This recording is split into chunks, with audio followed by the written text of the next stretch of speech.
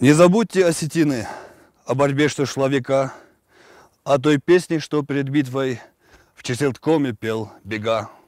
Как тогда ради свободы и земли своих отцов 30 осетин сразились против 1000 врагов, против 1000 шакалов, насмерть бились 30 львов, и от песни их предсмертной застывала в жилах кровь.